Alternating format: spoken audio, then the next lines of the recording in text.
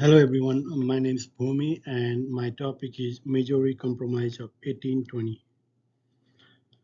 So, the Missouri Compromise was a pivotal event in American history that aimed to address the issue of slavery and maintain the balance of power between free and slave states. It was enacted in 1820 by the United States Congress. Background: Slavery was a major issue in 19th century and it was causing problem between northern and southern states because northern states didn't like the slavery whereas southern states depended on it for their farm and for their agriculture. Also at the same time population was increasing and people were moving westward toward the newly purchased Louisiana territory and people were unsure about whether to allow slavery in the new territories or not. In 1819, there were 11 slave states and 11 free states, and then Missouri applied for the statehood. But the problem was establishing Missouri as a slave state would upset the balance between slave and free states. Then, after that, Henry Clay, a prominent figure in the American history, also known as the Great Compromiser, because of his skills of negotiation and compromise. He was the Speaker of the House during that period and he proposed something called Missouri Compromise. The provision of Missouri Compromise were Missouri would enter the Union as a slave state.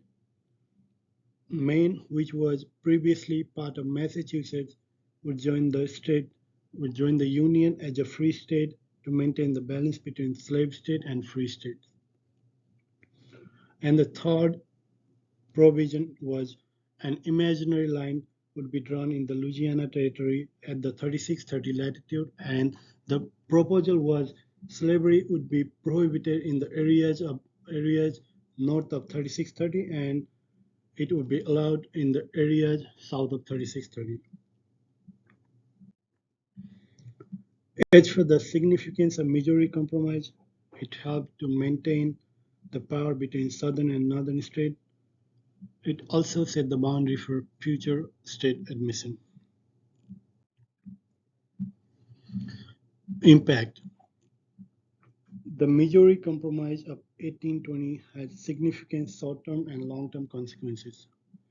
This compromise helped ease tension between the North and South states by preserving the balance of power in the Congress.